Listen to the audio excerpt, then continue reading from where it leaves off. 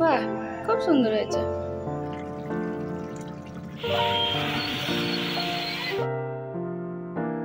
Hello everyone, good morning. কেমন আছো সবাই? আশা করছি খুব ভালোই আছো। আমরাও ঠিকঠাক আছি। যা বৃষ্টি লেগেছে, আমাদের এখানে একটা কাণ্ড হয়েছে। ওই যে ওখানে তারটা দেখাতাম যেটা জ্বলতো, আজকে সেই তারটিতে গাছটা একদম উল্টে পড়েছে, তাই একদম তারটা ছিঁড়ে গেছে। এখন লোক এসেছে সেটাই ঠিক করতে। মেঘের অবস্থা যে কি বলবো, কিছু বলার নেই। সব জায়গাতেই এই মেঘ আর বৃষ্টির জন্য সবাই কিন্তু প্রচণ্ডভাবে অতিষ্ঠ হয়ে আছে। তাই আমরা আর ব্যতিক্রম হব কোথা থেকে?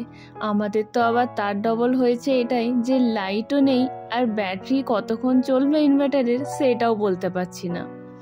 তো যাই হোক, আজকের দিনটা একদম ব্লগ বানাতে ইচ্ছেই করছিল না। এখন কিন্তু রাত হয়ে গেছে। যেই ক্লিপসগুলো দেখাচ্ছিলাম সেটা দিনের ছিল, এখন রাত হয়ে গেছে। অরিন্দম বলল, আর তো কিছু হচ্ছে না, বাইরে তো বেরিয়ে কোনোই কাজ হচ্ছে না, তাহলে আজকে না হয় আলমারিটাই পরিষ্কার করা যাক। তাই জন্য আলমারিতে লেগে গেছেও, আর আমি একটু বাইরের দৃশ্যটা দেখাই।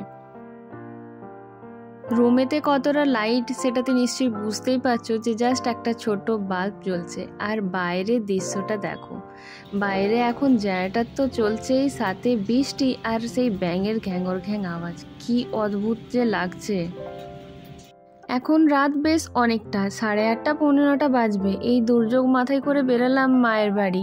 বাড়িতে ফ্রিজে যত ননভেজ আইটেম ছিল মায়ের বাড়িতে রাখতে, মাদের ওখানে লাইট আছে।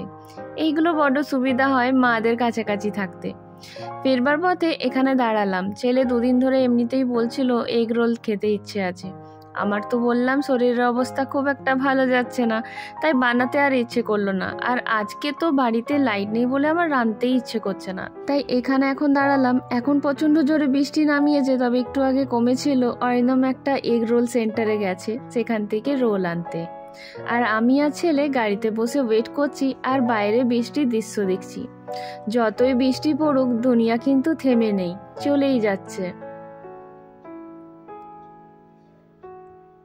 আর সবথেকে ভয়ঙ্কর লাগে যখন বাইক করে লোকেরা পেরোয়, তখন মনে হয় ওদের কত বিপত্তি মাথায় নিয়ে পেরোতে হচ্ছে। যাই হোক, শেষমেশ আমরা এই egg roll egg chicken roll নিয়ে বাড়ি ফিরলাম। আর সাথে এটা আমাদের এক্সট্রা হয়ে গেল। অরিন্দম বলল সাথে একটুখানি চিকেন চিলি নিয়েছি, বেশ ভালোই ছিল, তবে পিসগুলো একটু বেশি বড় ছিল আর কি। যাই হোক, রাতের ডিনারটা এই দিয়ে আজকে আমাদের সারা হোক। এই একটা শুধু লাইট জ্বলছে, তাই দিয়ে আগে ডিনারটা সারি, তাছাড়া এই লাইটটাও বোধহয় যাবে। এবার খাওয়া দাওয়া করে নিয়েছি, শুতে যেতে হবে। লাইট আর কিন্তু একদম সাথ দেবে না। আর এখানে দেখো, তার আগে সবজি আর ফল অরিন্দম দিনের থেকে এনে রেখেছে, সেগুলো ধোয়াই হচ্ছিল না। এতক্ষণে ধুয়ে সব তুলে রেখেছি। এই ফলটা অরিন্দম ধুয়েছে, ও বুঝতে পারিনি যে ভ্যাক্সগুলো এইভাবে লেগে থাকবে। এগুলো হচ্ছে আলু বকরা। আমি যখনই ধুই হালকা গরম জলতে ধুয়ে দিই, তাহলে এই ভ্যাক্সগুলো বেরিয়ে যায়।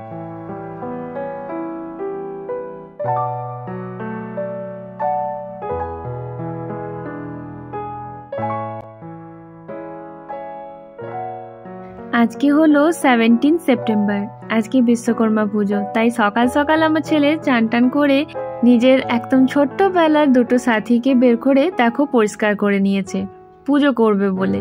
আর এই যে এইদিকের এই গাড়িটা দেখছো, এটা ওর 5 ইয়ার্স বার্থডেতে ওর মামা দিয়েছিল। আর এইদিকে যে ঘোড়া গাড়িটা আছে, সেটা আবার 7 ইয়ার বার্থডেতে। এখনো যে সাইকেলটাও চালায়, সেটাও কিন্তু ওর মামারই দেওয়া। এখন পর্যন্ত ওর 3টে সাইকেল চেঞ্জ করা হয়েছে, সবই কিন্তু ওর মামার দেওয়া। ওইটাই লেগে যাবে, দেখ লেগে যাবে।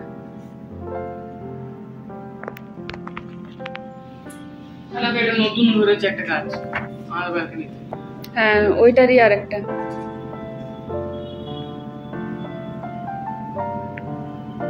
ওহো, প্রথম সাথী। আগে টিপ লাগিয়ে দিতে বাবা, আগে টিপটা লাগিয়ে দাও না, টিপটা লাগিয়ে দাও। তো এখন বসেছে নিজের গাড়িগুলোকে বেশ সুন্দর করে সাজাবে। বাবাকে কিন্তু অর্ডার করা হয়ে গেছে, এই গাড়িগুলোর জন্য নাকি ওর মালা চাই। এখন বেশ সুন্দর করে স্বাস্তিক চিহ্ন বানিয়ে দিচ্ছে। ও প্রতি বছরই কিন্তু বসে নিয়ে এই সুন্দরভাবে গাড়িগুলোকে সাজায়।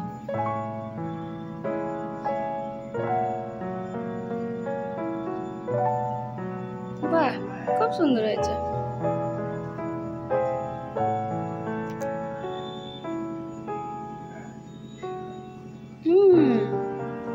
ভালো হয়েছে।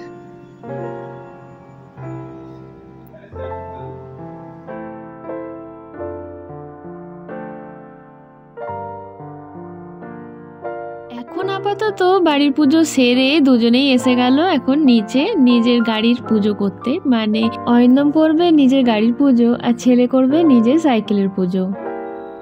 আসলে আজকে এখানে ঠাকুরমশাই পাওয়া ভীষণ টাফ জিনিস। আর এখন যদি ঠাকুরমশাইয়ের আমরা অপেক্ষা করি, একেই দেরি হয়েছে, আরও অনেক দেরি হবে, দুজনেই কিছু খাইনি।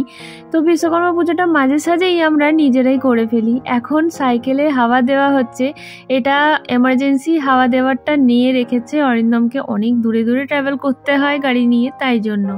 তাই ছেলে বলল এখন ওটা বের করে দাও, আমি আমার সাইকেলটাতে হাওয়াটা দিয়ে দিই। এখন দুজনে নিজের গাড়িতে বেশ ভালো করে গঙ্গা জল টঙ্গা জল ছিটিয়ে নিয়ে, গাড়ি কিন্তু ধোয়া অনেকক্ষণ হয়ে গেছে, এবার গঙ্গা জল ছিটিয়ে ব্যাস পুজোটা করছে।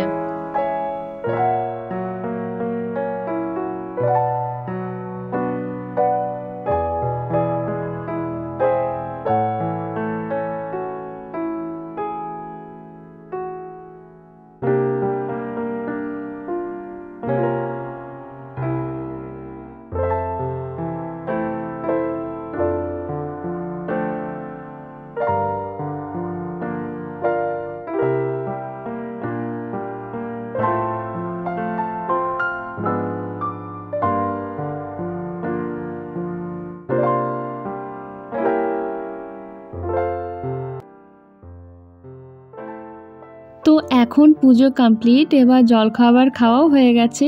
এই যে আলু পেঁয়াজ ভাজা করেছিলাম সেটা একটুখানি বেঁচে গেছে, ছোট্ট কড়াইটাতে রেখে দিলাম, যখন খাবো তখন গরম করা যাবে।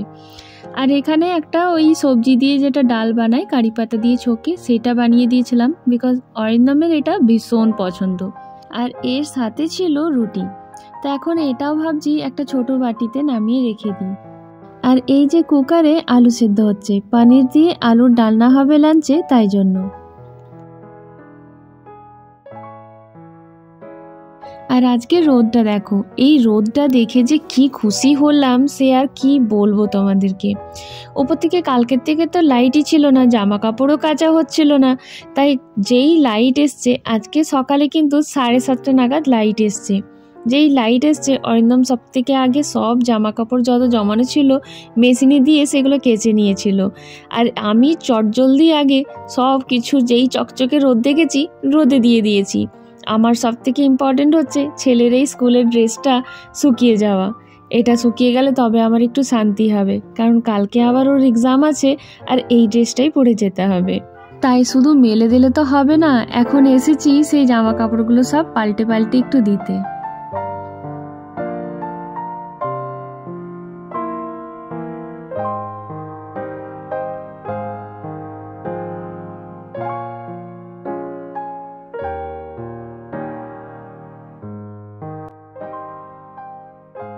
তো এখন ওইদিকে সব কাজ সামলে চলে আসলাম রান্নাঘরে। আমার কিন্তু ভাতটা বানানো হয়ে গেছে, আর তখনই দেখালাম যে পনিরের আলুটা সেদ্ধ করা হয়ে গেছে। এখানে দেখো ওই সবজি ডালটা নামিয়ে রেখেছি একটা ছোট বাটিতে।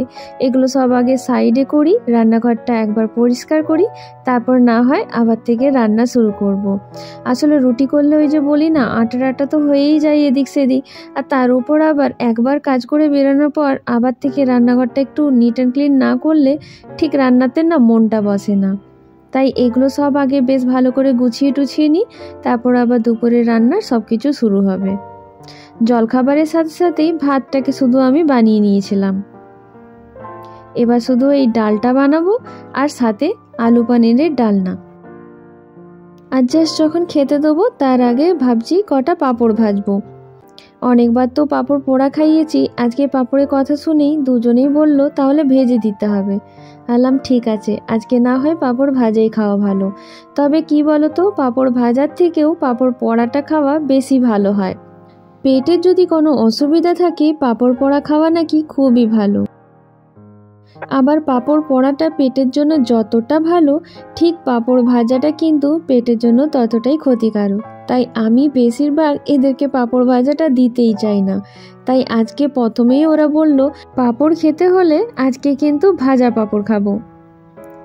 তো চলো এখন এবার পনিরটাকে কিউব করে কেটে নিই। আজকে একটু পনিরটা বড় বড় করে কাটবো, কারণ আলুটাকে একটু বড় করে কাটিয়েছি, ওই যেমন পোস্ততে দেওয়া হয় সেই রকম।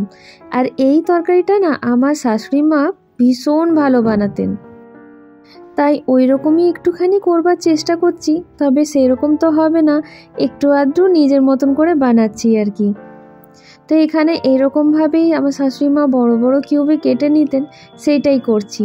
তবে যখন আমার শাশুড়ি মা এই আলু পনিরের ডালনাটা বানাতেন তখন কিন্তু পনিরটা একটা দোকান থেকে কেনা হতো, যেখানে ওরা নিজেরা বানিয়ে বিক্রি করতো। আর এখন তো প্যাকেটের পনির, তাই হালকা করে আমাকে একটু ভেজে নিতে হবে। আর এখানে দেখো ইজি চপারে নিয়ে নিলাম একটু পেঁয়াজ, টমেটো আর কাঁচা লঙ্কা, এগুলোকে বেশ ভালো করে কুচিয়ে নেবো। আর সাথে কিন্তু একটু পিসা মশলাও দেবো।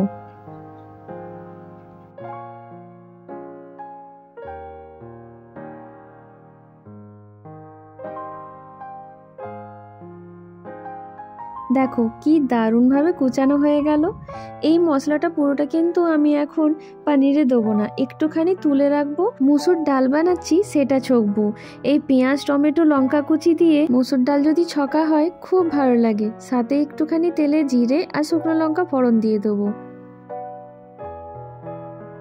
তো এখন দেখো এই যে পনিরগুলোকে ভাজতে চাপিয়ে দিলাম, খুব হালকা করেই ভাজবো। আর ভাজবো বলে একটুখানি নুন হলুদ শুধু মাখিয়ে নিয়েছি। আর এই পনিরগুলোকে তুলে নিয়ে একদম নুন জলেই ফেলবো, কারণ একটুখানি জলের মধ্যে নুন দিয়ে যদি এই পনিরটাকে ভেজে নিয়ে রাখা যায় তাহলে কিন্তু পনিরটার ভিতরে নুনটাও যায়, আর সাথে ওই যে ভাজবার জন্য যেটা চেমড় হয়ে যায় সেটাও হয় না, বেশ সফটনেসটা বজায় থাকে।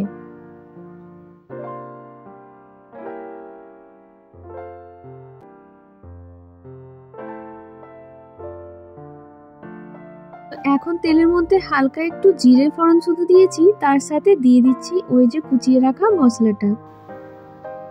এবার একটুখানি ভাজা হতেই এটাতে কিন্তু ওই বাটা মশলা দিয়ে দেবো, মানে ওতেও কিন্তু আমি পেঁয়াজ, রসুন, আদা, টমেটো একসাথে বেটে রেখেছি। আর এতে কিন্তু খুব বেশি মশলা দিচ্ছি না, ওই ছোট চামচে 2 চামচের মতো দিলাম।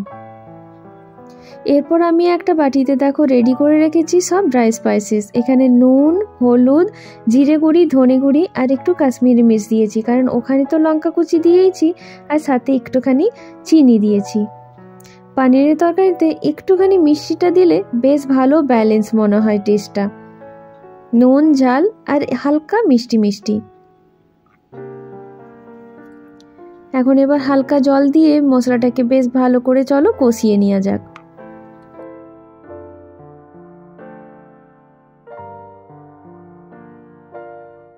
এখন মশলা কিন্তু বেশ ভালো করে কষানো হয়ে গেছে, খুব সুন্দর গন্ধ উঠেছে আর সাথে তেল ছেড়ে দিয়েছে। এখন দিয়ে দিলাম আলুগুলোকে সেদ্ধ করে রেখেছিলাম নুন হলুদ দিয়ে সেটা। এরপর কিন্তু ওই নুন ঝোলে ভিজিয়ে রেখেছিলাম পনিরগুলোকে এই জল থেকে তুলে তুলে এতে দিয়ে দেবো।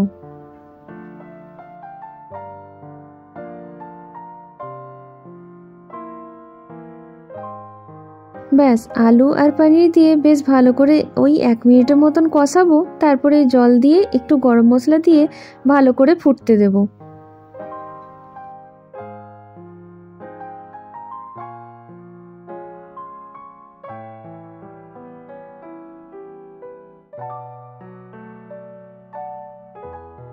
তো দেখো খুব বেশি জল দিইনি।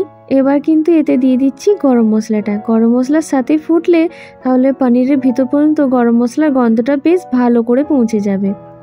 তবে ঘিটা কিন্তু এখন দেব না, ওই নামানোর জাস্ট একটু আগে দেবো, কারণ যেটা আমরা উপর থেকে ঘিটা দিই সেটা যদি অনেক আগে দেওয়া হয় তাহলে গন্ধটা কিন্তু অনেকটাই উড়ে যায়।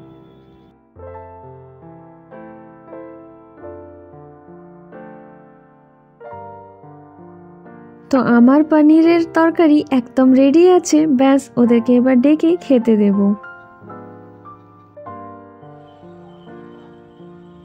এখন আমাদের দুপুরে খাওয়া দাওয়া একদম কমপ্লিট করে নিয়ে ছেলে কিন্তু বসে গেছে পড়তে, আর অরিন্দম গেছে একটু নিজের কাজে। আমি আসলাম ব্যালকানিতে একটুখানি রোদটাকে দেখতে, কি ভালো লাগছে।